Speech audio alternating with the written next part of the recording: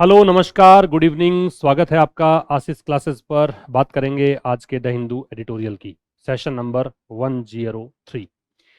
पिछले 103 दिन, ये 103, ये 103rd सेशन है, तो 103 दिनों से सेशन चल रहा है रेगुलर। आज जुड़े हैं आप, पहली बार जुड़े हैं, तो आपको चैनल सब्सक्राइब कर लेना चाहिए ताकि आप आने वाले वीडियोस की नोटिफिकेशन प्राप्त कर सकें। और अगर आप शुरू करना चाहते हैं तो GR1 से स्टार्ट कर दें। प्लेलिस्ट बना हुआ है एडिटोरियल नाम से। कुछ पेड कोर्सेज अवेलेबल हैं अपने आशीष क्लासेस एप्लीकेशन पर, उसका लिंक डिस्क्रिप्शन में है, कमेंट बॉक्स में पिन करके भी दे रखा होता है। तो ये मेंस का एक बैच है RAS के विद्यार्थियों के लिए, एक SSC CDS के विद्यार्थियों के लिए कंप्लीट बैच अवेलेबल है, एक ट्रांसलेशन का बैच उपलब्ध है जो फिलहाल चल रहा है, कुछ ही दिनों में ये भी कंप्लीट हो जाएगा। चलिए सर, स्टार्ट करते हैं। सबसे पहले आज के एडिटोरियल में जो कॉमन एरर्स हैं उसको हम डिस्कस कर लें, उसके बाद एडिटोरियल पर आते हैं। पहला सेंटेंस है, the supreme court of India's proceedings. Proceedings का मतलब होता है सेशंस, हियरिंग्स या लीगल एक्शंस। तो सुप्रीम कोर्ट ऑफ इंडिया की जो कार्यवाहियां हैं on free roaming dogs, free roaming dogs का मतलब स्ट्रे डॉग्स मान लीजिए, आवारा डॉग्स मान लीजिए, रिप्रेजेंट, ये कार्यवाहियां रिप्रेजेंट करती है, प्रस्तुत करती है, एन अर्नेस्ट मतलब गंभीर, सीरियस, इवन इफ इनएडिक्वेटली अटेम्प्ट। तो अटेम्प्ट है नाउन, और नाउन के पहले क्या लगता है? एडजेक्टिव। तो यहाँ एडजेक्टिव चाहिए आपको, एडजेक्टिव चाहिए तो इस LY को हटाइए, एडिक्वेट अटेम्प्ट आएगा।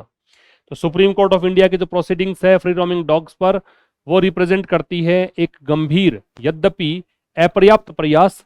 किस चीज का? To reconcile competing claims. Competing का मतलब विरोधाभासी, रिकॉन्साइल मतलब हार्मोनाइज करना, सामंजस्य बिठाना। तो जो विरोधाभासी दावे हैं उनमें सामंजस्य बिठाने का, और दावे किस चीज के हैं? कंपैशन और सेफ्टी, दया, करुणा और सुरक्षा। विस्तार से हम पढ़ेंगे तो समझ में आएगा क्या लाइन का मतलब है। ऑन August 11, 2025, 11 अगस्त 2025 को द कोर्ट है directed the municipal corporation of Delhi. Court ने निर्देश दिया था MCD को, जो नगर निगम है दिल्ली का, उसको to round up. Round up का मतलब है एकत्रित करना, कलेक्ट करना, गैदर करना, ये सब मतलब है। स्ट्रेज मतलब आवारा पशुओं को, एंड कन्फाइन देम। देखिए एंड के पहले जैसा है वही एंड के बाद। तो यहाँ निर्देश किसका दिया? टू के साथ बेस फॉर्म, तो यहाँ भी बेस फॉर्म आएगी, तो कन्फाइन नहीं आएगा, कन्फाइन। और उनको रखें, उनको सीमित रखें, कन्फाइन करें, उनको इम्प्रिजन करें, उनको कैद में डालें। किसमें? शेल्टर्स में, मतलब जो आश्रय स्थल है वहां पर। इंडियाज, इंडिया बेयर्स, बेयर्स का मतलब धारण करना होता है। तो भारत जो है वो one of the world's heaviest burden. देखिए वन ऑफ द वाले में प्लूरल नाउन का प्रयोग हम करते हैं, वन ऑफ द में नाउन कैसी आती है? प्लूरल, तो हैवीएस्ट बर्डन आएगा। तो भारत दुनिया की सबसे ज्यादा भारी जो परेशानियां हैं उनमें से एक झेलता है, ठीक है। और परेशानियां किसकी? रेबीज की। और एंथ्रोपोलॉजिकल अकाउंट्स मतलब मानव संबंधी जो विवरण है उनकी। तो ये अकाउंट्स मतलब एंड मतलब और, ये जो अकाउंट्स हैं, ये जो विवरण हैं वो क्लियर हैं, स्पष्ट हैं, दैट दिस थ्रेट, कि ये जो खतरा है, शेप्स डेली लाइफ, ये दैनिक जीवन को एक नया रूप देता है, लिमिटिंग चिल्ड्रंस मूवमेंट्स, और बच्चों के मूवमेंट्स को खत्म कर देता है, उनको लिमिट कर देता है, उनको सीमित कर देता है। मैं फिर बता दूं कि चूंकि एडिटोरियल से ही सारी चीजें हैं, फिलहाल तो ग्रामर समझें आप, बाकी एग्जैक्ट ट्रांसलेशन क्या है वो आप समझेंगे जब हम एडिटोरियल डिस्कस करेंगे। रेबीज ऑल्सो डिस्प्रोपोर्शनेटली, डिस्प्रोपोर्शनेट मतलब एक्सेसिवली, बहुत ज्यादा, है ना, अनफेयरली कह सकते हो। रेबीज बहुत ज्यादा। अब रेबीज चूंकि बीमारी का नाम है, डिजीज का नेम है, एस देखकर ये मत सोचो कि ये प्लूरल है, ये एस लेकर भी सिंगुलर है, तो यहाँ पे किल्स आएगा। ये मार डालता है उन लोगों को जो लीस्ट एबल हैं, जो बहुत कम समर्थ हैं या समर्थ है ही नहीं, to navigate the health system, स्वास्थ्य तंत्र का उपयोग करने में। India already maintain, India subject है तो मेंटेन्स आएगा। ऑलरेडी हालांकि प्रेजेंट परफेक्ट में आता है, तो ऐसा भी हो सकता है India has already maintained similar institutions for, ऐसा भी हो सकता है ऑलरेडी को देखकर, बाकी मेंटेन्स भी कर सकते हो, कोई दिक्कत नहीं है। भारत पहले ही मेंटेन करता है, बना के रखता है किस चीज को?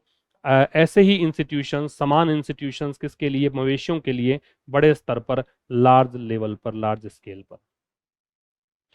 अब चलो सर हम बात करें आज के एडिटोरियल की। एडिटोरियल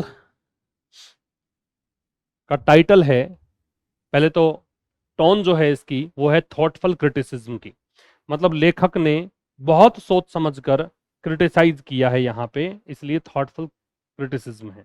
कि क्रिटिकल तो है टोन, क्रिटिसिज्म तो है, आलोचना तो है, लेकिन थॉटफुल है, बहुत सोच विचार कर, थोड़ा सा एनालिसिस भी करके इसने किया है। एडिटोरियल किस बारे में है? तो ये पैसेज डिस्कस करता है सुप्रीम कोर्ट के आदेशों के बारे में। सुप्रीम कोर्ट के आदेश किसको लेकर? स्ट्रे डॉग्स को लेकर, आवारा जो कुत्ते हैं, डॉग्स हैं, उनको लेकर। द थ्रेट ऑफ रेबीज, अब ये खतरा है जो रेबीज का, उसके बारे में। The इनइफेक्टिवनेस of animal birth control rules, और जो अप्रभावशीलता है, निष्प्रभावी जो चीज है एनिमल बर्थ कंट्रोल रूल्स का, बगैर 70% स्टेरिलाइजेशन के, ये होता है नसबंदी कह सकते हो इसको, ठीक है, इसके बगैर। And how poor shelter management, और ये बताया है कि कैसे पुअर मतलब बहुत ही खराब जो आश्रय स्थल होते हैं उनकी व्यवस्था है। एंड एडमिनिस्ट्रेटिव नेग्लेक्ट, और प्रशासनिक जो चूक है या कह सकते हो उपेक्षा है, वर्सन द प्रॉब्लम, कैसे वो प्रॉब्लम को और बदतर बनाती है। तो पैसेज बताएगा आपको सुप्रीम कोर्ट के जो ऑर्डर्स हैं स्ट्रे डॉग्स को लेकर, रेबीज के खतरों को लेकर, इनइफेक्टिवनेस जो है उसके बारे में बात करेगा, और बात करेगा किस प्रकार से पुअर शेल्टर मैनेजमेंट और एडमिनिस्ट्रेटिव नेग्लेक्ट जो है वो इस समस्या को और विकृत करती है।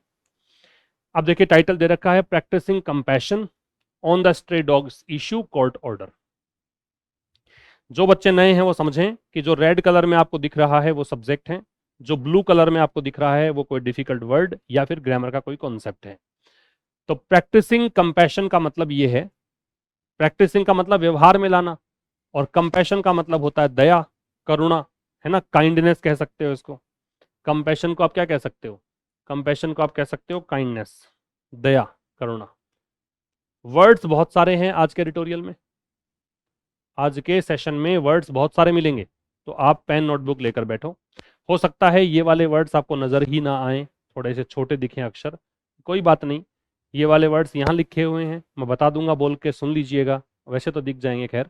और बाकी में इसका जो पीडीएफ होता है, किसी भी वर्ड का मीनिंग क्या है, उसकी वर्ड कैटेगरी क्या है, उसका सेंटेंस में यूज कैसे करें, ये तमाम चीज़ें जो हैं वो आपको प्रोवाइड करवा दी जाती है टेलीग्राम चैनल पर। पिछले भी सेशंस के पीडीएफ वहाँ पे रखी हुई हैं, आशीष क्लासेस नाम से चैनल है टेलीग्राम पर, वहाँ पे जाके आप ये पीडीएफ ले सकते हैं। तो ये तो दया करुणा को बोलते हैं। प्रैक्टिसिंग कंपैशन का मतलब करुणा अपनाना, ठीक है, प्रैक्टिस करना मतलब उसको व्यवहार में लाना। किसको लेकर लिखा गया है? Stray dogs issue, stray dogs का मतलब आवारा जो डॉग्स का मुद्दा है उसको लेकर, कोर्ट आदेश है उसको लेकर। Under estimating the cost of animal shelters, under estimate का मतलब होता है कम समझना, कम आंकना, ठीक है, किसी को अगर आप कम आंकते हो तो उसको हम क्या बोलते हैं? अंडर एस्टिमेट बोलते हैं। अंडर एस्टिमेट का मतलब होता है कम समझना या कम आंकना, ठीक है, मतलब एक प्रकार से आप इसको अंडर रेट कह सकते हो। क्या कह सकते हो? अंडर रेट,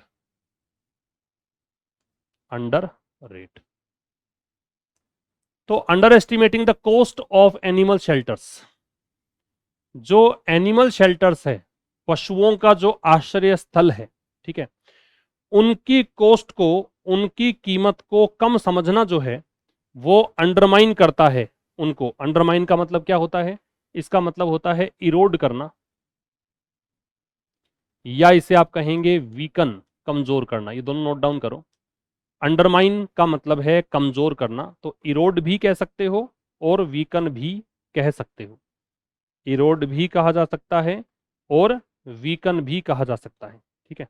तो क्या कहना चाह रहा है फिर देखो, कहना चाह रहा है कि जो अंडर एस्टिमेटिंग, मैंने बताया हुआ है आपको कि किसी भी सेंटेंस में कोई भी सब्जेक्ट अगर आईएनजी लेकर होता हो तो उसका नाम आप दे दिया करो जेरेंड। किसी भी सेंटेंस में कोई भी सब्जेक्ट अगर आईएनजी लेकर है तो वो जेरेंड है, ठीक है। तो अंडर एस्टिमेटिंग ये यहाँ पे जेरेंड बन गया, ठीक है। और जेरेंड बन गया, उसी का कमाल है कि यहाँ पे वर्ब कैसी है? सिंगुलर, क्योंकि जेरेंड अगर सब्जेक्ट है तो उसके साथ वर्ब कैसी आएगी? सिंगुलर वर्ब का प्रयोग करेंगे, एक वचन क्रिया का प्रयोग करेंगे। ये दो बातें आप ध्यान रखें, परीक्षा में पूछी जाती हैं, ठीक। तो अब इसका मतलब क्या है? इसका मतलब पशु आश्रयों की लागत का कम आकलन, पशु आश्रय एनिमल शेल्टर्स की लागत का कम आकलन जो है वो क्या करता है? उन्हें कमजोर बनाता है, वो उन्हें कमजोर बनाता है, ठीक है। अब देखिएगा विस्तार से पढ़ते हैं, क्योंकि तैयार रहें आप पेन नोटबुक लेकर, बहुत सारे नए वर्ड्स आप सीखेंगे। The supreme court of India proceedings, proceedings का मतलब होता है लीगल एक्शन, प्रोसीडिंग्स का मतलब है लीगल एक्शन, या इसे आप कहेंगे हियरिंग, या आप इसे कहेंगे सेशंस, ठीक है, ये सब मतलब लीगल एक्शन, प्लूरल है तो एस लगा दिया। सुप्रीम कोर्ट ऑफ इंडिया का जो कार्यवाहियां हैं किसको लेकर, फ्री रोमिंग डॉग्स को लेकर। फ्री रोमिंग डॉग्स का मतलब क्या है, वांडरिंग, अनकन्फाइंड, स्ट्रे, आवारा कह देते हैं इसको, फ्री रोमिंग को। अर्नेस्ट का मतलब गंभीर है, सिंसियर, सीरियस, जेन्युइन। इनएडिक्वेट का मतलब अपर्याप्त है, इसको इनएडिक्वेट बोलते हैं, क्वेट नहीं बोलते, अपर्याप्त। रिकॉन्साइल का मतलब है सामंजस्य स्थापित करना या सबको एक साथ लेकर आना, सामंजस्य स्थापित करना या सबको एक साथ लेकर आना। कंपीटिंग का मतलब है विरोधाभासी, अपोजिंग या कॉन्फ्लिक्टिंग, विरोधाभासी। ये हिंदी में लिख रहा हूं, बाकी आप पीडीएफ में देखेंगे, हिंदी मिल जाएगा। ये है पकड़ना, यहां पे ऐसा मान लो पकड़ना है, गैदर, कलेक्ट या कैप्चर, तो कैप्चर इसमें प्रॉपर वर्ड यहां पे काम आएगा। स्ट्रे का मतलब आवारा है, होमलेस है, होमलेस एनिमल्स है, वांडरर है। कन्फाइन का मतलब सीमित करना, प्रतिबंधित करना, मतलब किसी को एक जगह पे ही रोक देना, प्रतिबंधित करना। ये वर्ड्स हो गए पूरे। अब देखिए सुप्रीम कोर्ट ऑफ इंडिया की जो प्रोसीडिंग्स हैं किसको लेकर, फ्री रोमिंग डॉग्स को लेकर। जो फ्री रोमिंग मतलब रो मतलब घूमना होता है, आवारा जो डॉग्स हैं उनको लेकर।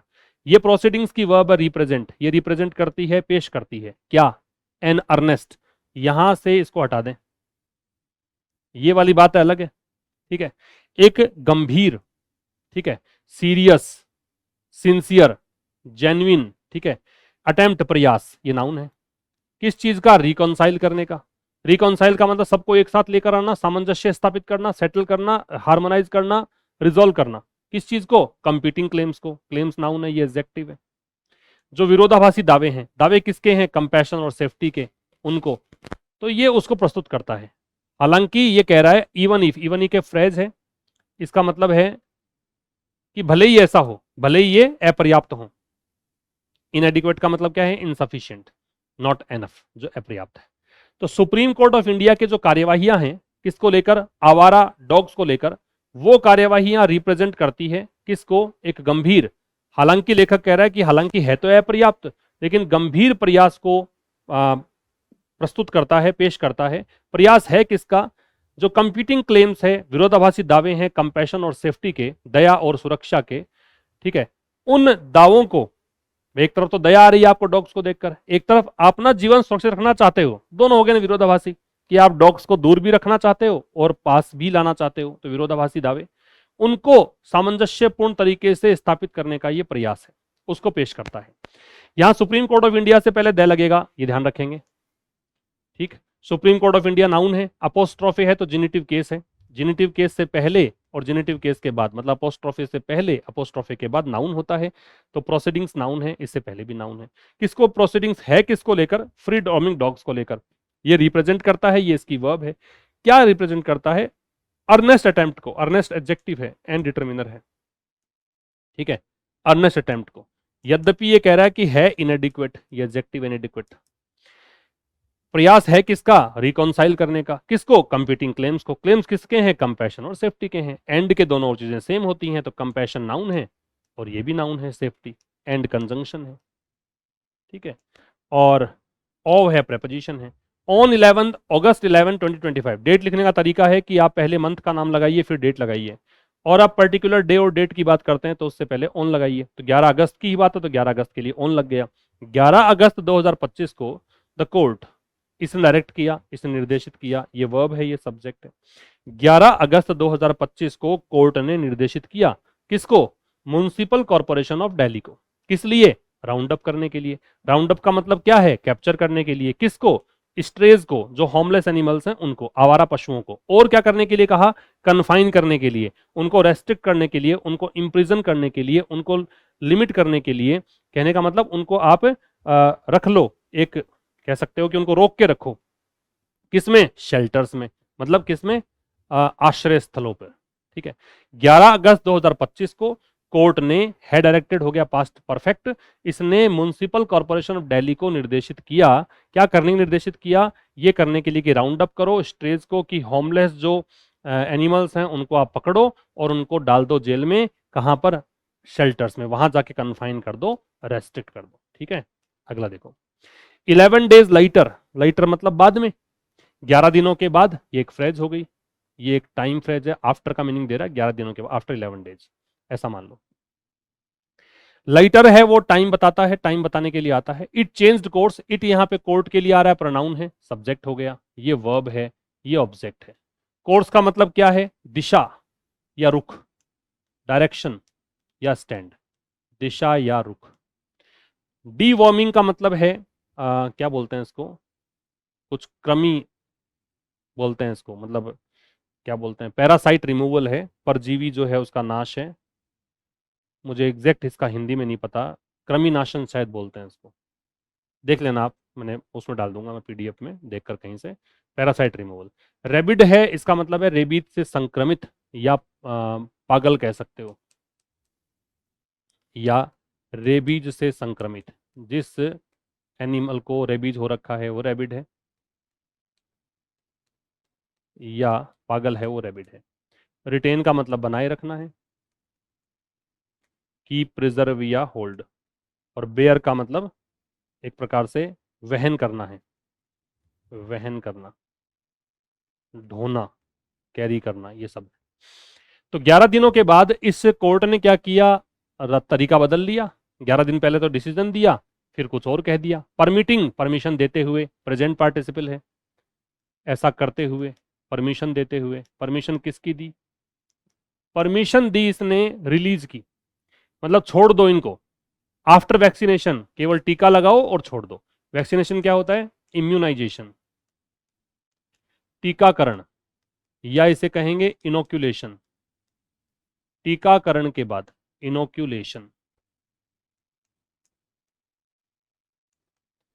एंड डीवॉर्मिंग, और कृमिनाशन के बाद, पैरासाइट रिमूवल के बाद। एंड दैट अग्रेसिव और रिबाल्ड रेबिड एनिमल्स, और जो आक्रामक और पागल या रेबीज से संक्रमित जानवर हैं उनको क्या कर दो, रिटेन करो, वहीं पर रखो, यह आदेश दिया। 11 दिन पहले 11 अगस्त 2025 को कहा कि तुम आवारा पशुओं को पकड़ लो, उनको शेल्टर्स में डाल दो। 11 दिनों के बाद में कोर्ट ने अपना रुख चेंज कर लिया, कोर्ट ने अपनी दिशा चेंज कर ली, क्या करते हुए, रिलीज को, उनको फ्री करने को लेकर उन्होंने अनुमति दे दी। क्या करते हुए कि वैक्सीनेशन के बाद उनको रिलीज कर दो, डीवॉर्मिंग के बाद रिलीज कर दो, और ये कहा कि जो अग्रेसिव है और रेबिड एनिमल्स हैं, एनिमल्स हैं वो नाउन है, रेबिड और अग्रेसिव जो है दोनों ही एडजेक्टिव हैं, और है वो अल्टरनेटिव कंजंक्शन होता है, उनको रिटेन कर दिया जाए। ठीक है, ये कहा, बात समझ में आ गई, मतलब पैसिव है ना, रिटर्न करने वाला कोई और होगा, इसलिए बी रिटर्न इसने लगा दिया, तो इसको ऐसा किया, रिटर्न मतलब बनाए रखो, उनको वहीं पे रखो, उनको मत छोड़ देना, अग्रेसिव और रैबिड को, और बाकी को तुम वैक्सीनेशन और डिवॉर्मिंग के बाद में रिलीज कर देना। इंडिया बेयर्स, इंडिया की वर्ब क्या है, बेयर्स। ठीक है, ये इंडिया सिंगुलर है, बेयर में एस जोड़ दिया, प्रेजेंट सिंपल टेंस है। बेयर का मतलब है कैरी, एंड्योर या सफर, कैरी करता है भारत। क्या, one of the world's heaviest burdens, विश्व के जो सबसे भारी प्रॉब्लम्स हैं, बर्डन्स हैं, तकलीफें हैं, किस चीज की, रेबीज की, उनमें से एक भारत जो है वो बेयर करता है। ठीक है, तो रेबीज की तकलीफ। एंड एंथ्रोपोलॉजिकल अकाउंट्स, और मानव, एंथ्रोपोलॉजी क्या होता है, मानव से संबंधित, तो मानव से संबंधित जो विवरण है, डिटेल्स हैं, रिपोर्ट हैं, ये अकाउंट्स का मतलब रिपोर्ट आप कह सकते हो, या आप इसे डिटेल कह सकते हो। तो ये जो अकाउंट्स हैं, आर क्लियर, ये बिल्कुल स्पष्ट हैं, दैट की, ये कंजंक्शन हो गया आपका, किस चीज को लेकर स्पष्ट हैं, कि दिस थ्रेट, ये जो खतरा है, ये रेबीज वाला खतरा, सब्जेक्ट, ये वर्ब, ये शेप करता है डेली लाइफ को, दैनिक जीवन को एक नया रूप देता है। कैसे, लिमिट करते हुए, लिमिट का मतलब क्या है, रेस्ट्रिक्ट करना, कन्फाइन करना, मतलब रोकते हुए, सीमित करते हुए, किसको, बच्चों के मूवमेंट, मतलब बच्चे बाहर नहीं जा सकते इनके कारण। दूसरा, फोर्सिंग फैमिलीज, और फैमिलीज को मजबूर करते हुए, किस चीज में, इनटू रिपीटेड मेडिकल एक्सपेंसेस, की बार बार उनको चिकित्सकीय खर्चा जो है वो करना पड़ता है। ठीक है, मेडिकल खर्चा करना पड़ता है, इसके लिए ये खतरा ये काम करता है। फिर समझिए, इंडिया की वर्ब बेयर्स है, इंडिया सब्जेक्ट है, नाउन है, ये वर्ब हो गई। वन ऑफ द के बाद में नाउन प्लूरल आती है, तो यहाँ पे नाउन देखिए प्लूरल है। वन ऑफ द के बाद में जब कोई डिग्री लगानी होती है तो सुपरलेटिव आती है, तो हैवीएस्ट डिग्री सुपरलेटिव है। आप सोच रहे होंगे कि द क्यों नहीं लगाया, क्योंकि अपोस्ट्रोफी आ गया, तो द की आवश्यकता नहीं है ना। तो भारत विश्व की सबसे भारी समस्याएं जो भी हैं उनमें से एक और समस्या क्या है, रेबीज, इसको भारत वहन करता है। और जो भी मानव से संबंधित जो डिटेल्स हैं, आंकड़े हैं, रिपोर्ट हैं, वो बिल्कुल स्पष्ट है। ठीक है, ये इसकी वर्ब हो गई आर, ये लिंकिंग वर्ब है। दैट है वो कंजंक्शन हो गया। ठीक है, ये क्लियर है वो एडजेक्टिव है, कॉम्प्लीमेंट है। This threat, this demonstrative adjective है, थ्रेट नाउन है। कि ये जो खतरा है वो डेली लाइफ को शेप करता है। क्या करते हुए, लिमिटिंग प्रेजेंट पार्टिसिपल है, फोर्सिंग भी प्रेजेंट पार्टिसिपल है, एंड के दोनों चीजें सेम आती हैं। बच्चों के मूवमेंट्स को लिमिट करते हुए, और फैमिलीज को repeated medical expenses, expenses noun है, मेडिकल एडजेक्टिव है, रिपीटेड भी एडजेक्टिव है, और रिपीटेड पास्ट पार्टिसिपल है, क्योंकि अगर एडजेक्टिव थर्ड फॉर्म लग कर आता है तो वो पास्ट पार्टिसिपल है। तो बार बार जो मेडिकल एक्सपेंसेस होते हैं उसके लिए मजबूर करके ये जो थ्रेट है रेबीज वाला, ये एक तो बच्चों के मूवमेंट्स को लिमिट कर देता है, बच्चे बाहर नहीं जा पाते हैं, और परिवार को बार बार में मेडिकल एक्सपेंसेस वहन करना पड़ता है। कल को मान लो कोई कुत्ता काट जाए तो फिर इंजेक्शन लगवाने पड़ते हैं, दवाइयों का खर्चा आता है, ये सब कहना चाहता है ये। आगे आइए। रेबीज ऑल्सो डिस्प्रोपोर्शनेटली, ऑल्सो की पोजीशन आपको पता है, नए हैं तो आप समझिए कि ऑल्सो मैन वर्ब के पहले आता है। ऑल्सो कहाँ आता है, मैन वर्ब से पहले आता है। तो रेबीज जो है वो डिस्प्रोपोर्शनेटली किल करता है। रेबीज सब्जेक्ट हो गया, नाउन है, सब्जेक्ट एक वचन है, ये एस देखकर ऐसे मत सोचना कि प्लूरल है, ये सिंगुलर है। ऑल्सो है वो एडवर्ब है, डिस्प्रोपोर्शनेटली है वो एडवर्ब है, एलवाई दे रखा है, किल्स है वो मैन वर्ब है। ठीक है, दोज ये इस मैन वर्ब का ऑब्जेक्ट है।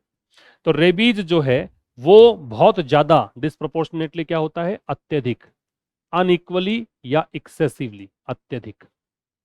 नेविगेट का मतलब होता है क्या, मैनेज, हैंडल या find a way through, Hindi में क्या बोलेंगे इसको, निपटना कह सकते हो, या यूज करना, उपयोग में लाना कह सकते हो, उपयोग करना।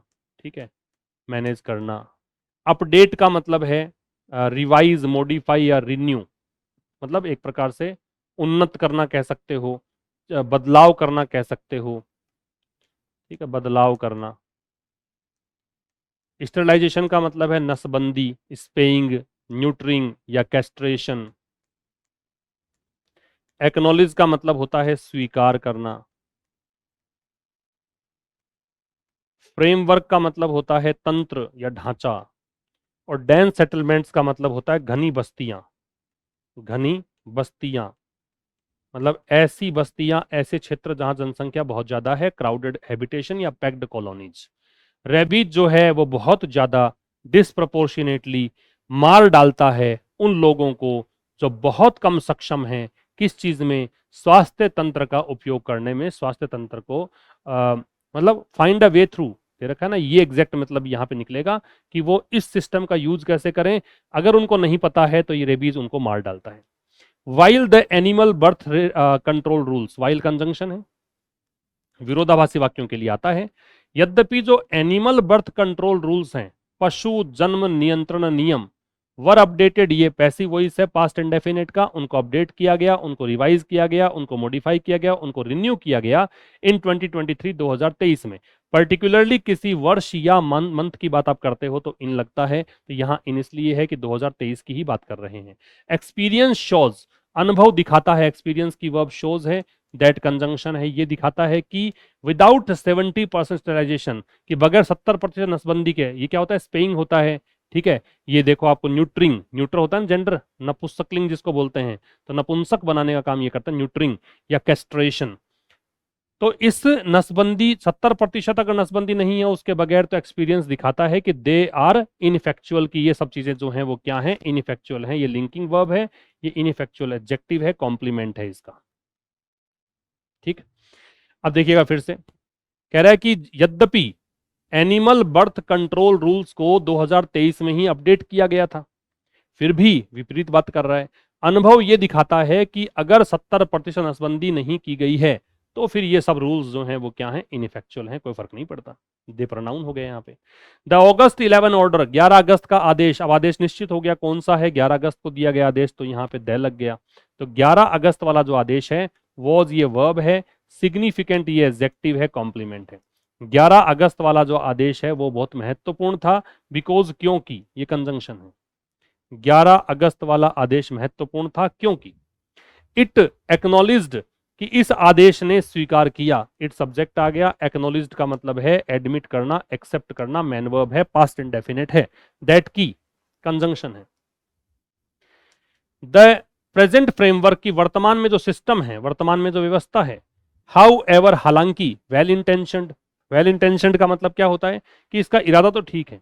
वेल इंटेंशनड का मतलब है कि ये एकदम सुटेबल तो है, इसका इरादा ठीक है, आप इंप्लीमेंट जो करना चाहते हो वो ठीक है। इज एन इनएडिक्वेट, ये अपर्याप्त है। फॉर इंडियाज डेंस सेटलमेंट्स, किसके लिए? भारत के घनी बस्तियों के लिए या उन क्षेत्रों के लिए जहां आबादी बहुत ज्यादा है। बात समझ में आ गई? फिर समझिए, 11 अगस्त का आदेश वो सिग्निफिकेंट था, ये कॉम्प्लीमेंट है, बिकॉज कंजंक्शन, ठीक है, ये महत्वपूर्ण। सिग्निफिकेंट क्या होता है? नोटेबल था, इंपॉर्टेंट था, ये कह सकते हो। तो 11 अगस्त का आदेश महत्वपूर्ण था क्योंकि इस आदेश ने स्वीकार किया था कि वर्तमान की जो व्यवस्था है, वर्तमान का जो सिस्टम है, अरेंजमेंट है, हालांकि, ये कंजंक्टिव एडवर्ब होता है, विरोधाभासी कंजंक्शन भी है, एडवर्ब भी है। हालांकि ये जो फ्रेमवर्क है वो ठीक है, वर्तमान व्यवस्था वेल इंटेंशनड है, इसके पीछे इरादा बहुत सही है, लेकिन इनएडिक्वेट है, ये वर्ब है इसकी, इनएडिक्वेट एडजेक्टिव हो गया। किसके लिए? फॉर प्रेपोजिशन है। India's dense settlements, dense settlements ये नाउन है, डेंस एडजेक्टिव है, और इंडियाज ये नाउन है, और ये जेनिटिव केस है। तो भारत की जो डेंस सेटलमेंट्स है उसके लिए ये सेटलमेंट्स जो चीजें हैं ना वो अपर्याप्त है। ठीक, आगे आइए। ऑब्जेक्शंस दैट, ऑब्जेक्शंस का मतलब होता है आपत्तियां, है ना, एक प्रकार से ऑपोजिशन आप कह सकते हो। ऑब्जेक्शंस सब्जेक्ट है, इसकी वर्ब देखेंगे कहां पे है? दैट कंजंक्शन है। शेल्टर सब्जेक्ट है, विल बी ओवर क्राउडेड ये वर्ब है, और पैसिव वॉइस है किसका? फ्यूचर इंडेफिनिट का। अब आपत्तियां, आपत्तियां क्या है कि शेल्टर्स ओवर क्राउडेड हो जाएंगे, कि अगर आप शेल्टर्स में डॉग्स को, स्ट्रे एनिमल्स को वहां पे कन्फाइन करोगे तो ये बहुत यहां भीड़ लग जाएगी, ठीक है, कंजस्टेड हो जाएगा। ओवर क्राउडेड क्या होता है? कंजस्टेड, कंजस्टेड, कंजस्टेड, या जैम्ड कह सकते हो इसको। यहां लग जाएगी भीड़, एंड डिजीज रिडन, और ये संक्रमित भी हो जाएंगे, इन्फेक्टेड हो जाएंगे। डिजीज रिडन क्या होता है? संक्रमित, इन्फेक्टेड या कंटेमिनेटेड। अच्छा, इंपाउंडमेंट क्या होता है? ये होता है बंधन, ठीक है, बंधक बनाने का प्रोसेस, बंधन कह सकते हो। प्रिसिपिटेट क्या होता है? तीव्र करना, किसी प्रक्रिया को तेज करना। ओवरसाइट क्या होता है? निगरानी। ओवरसाइट का मतलब क्या है? निगरानी। देखो, ऑब्जेक्शंस आपत्तियां नाउन है, दैट कंजंक्शन है, कि शेल्टर्स ओवरक्राउडेड हो जाएंगे और संक्रमित हो जाएंगे, एंड दैट परमानेंट इंपाउंडमेंट, और जो स्थायी इंपाउंडमेंट है, जो स्थायी जेल है, जेल मान लो, इंप्रिजनमेंट कैद मान लो, वो प्रिसिपिटेट करेगा, वो तेज कर देगा किसको? इकोलॉजिकल इंबैलेंस, पारिस्थितिकी जो असंतुलन है उसको। ठीक है, अब इन ऑब्जेक्शंस की वर्ब ये है, ये कन्फ्रंट करता है, कन्फ्रंट का मतलब इसका सामना होता है सेम इश्यूज, उन्हीं मामलों से, दैट अंडरमाइन द रूल्स, वो मुद्दे, दैट रिलेटिव प्रोनाउन है जो अंडरमाइन करते हैं, इरोड करते हैं, वीकन करते हैं किसको? रूल्स को। ये ऑब्जेक्ट है, ये वर्ब। फिर समझ लीजिए, आपत्तियां, आपत्तियां कौन सी? कि शेल्टर्स ओवरक्राउडेड हो जाएंगे, अगर आप शेल्टर्स में ऐसे आवारा पशुओं को भरना शुरू करोगे तो ये कंजस्टेड हो जाएंगे, जेम्ड हो जाएंगे, और संक्रमित हो जाएंगे।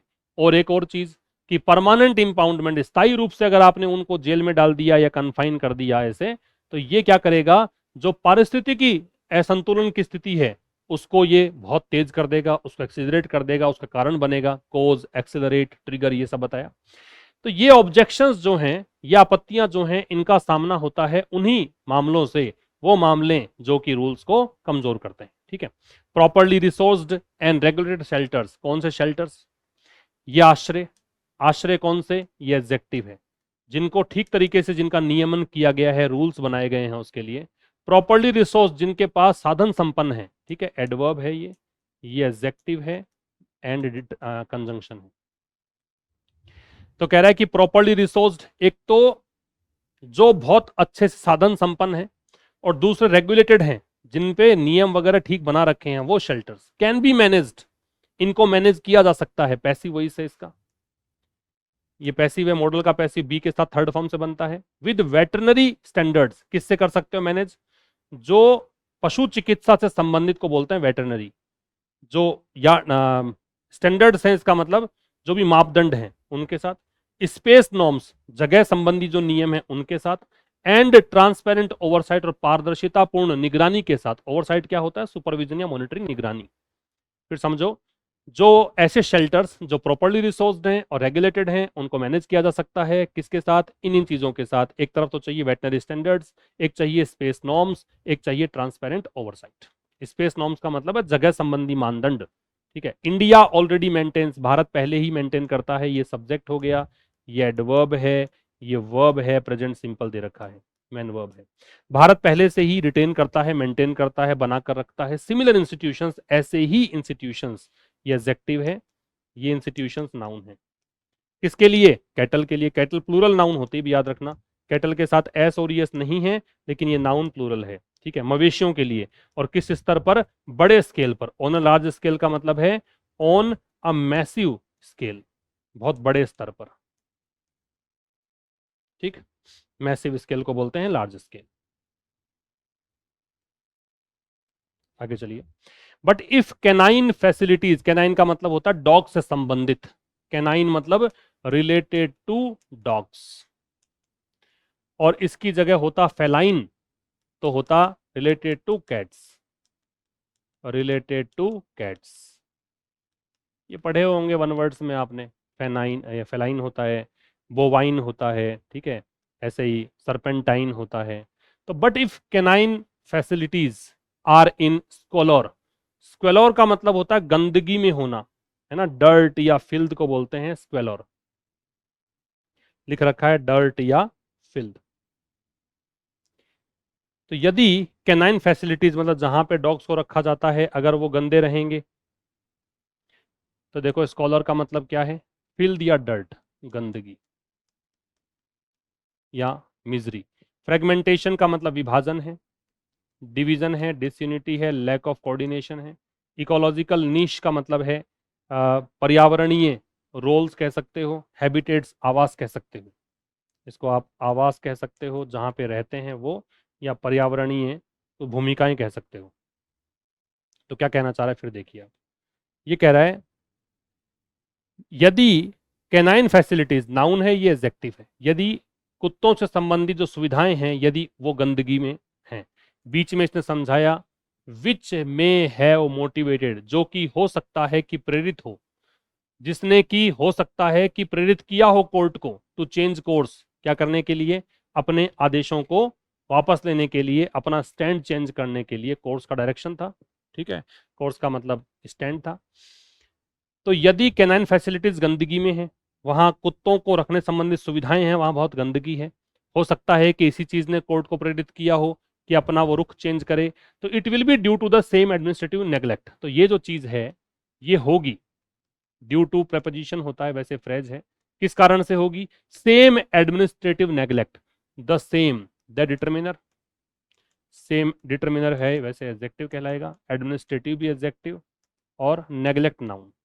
ये फिर किस कारण से होगा? उसी प्रशासनिक ओवरसाइट, नेग्लेक्ट का मतलब ओवरसाइट निगरानी भी होती है, और ओवरसाइट का मतलब चूक भी होती है, ठीक है। नेग्लेक्ट का मतलब इग्नोरेंस भी कह सकते हो, उपेक्षा, ओवरलुकिंग भी होती है। एंड पॉलिसी फ्रेगमेंटेशन, और नीति विभाजन। नीति विभाजन किसके बीच? स्टेट्स के बीच, राज्यों के बीच। दैट हैव केप्ट, वो राज्य, दैट रिलेटिव प्रोनाउन है, ये संबंध बताएगा पहले वाले शब्द से। कौन से राज्य? जिन्होंने की नसबंदी कवरेज को रोक के रखा है। कीप फ्रॉम का मतलब होता रोक के रखना, ये कीप के साथ फ्रॉम लग गया तो रोक के रखना, किससे? कि 70% के आंकड़े को पार करने से इन एनी मेजर सिटी, किसी भी मुख्य बड़े शहर में, and which have been keeping alive fears, और जो कि डर को जीवित रखे हुए हैं, और अदर स्पीसीज, अन्य प्रजातियों का, माइग्रेटिंग इनटू द इकोलॉजिकल निश, वो प्रजातियां जो कि पारिस्थितिकी जो हैबिटेट्स हैं, इकोलॉजिकल जो हैबिटेट्स हैं, वहां पर आ रहे हैं पलायन करके। डॉग्स वंस ऑक्यूपाइड, ये कौन से नीश हैं, ये कौन से स्थान हैं जहां कभी डॉग्स रहा करते थे।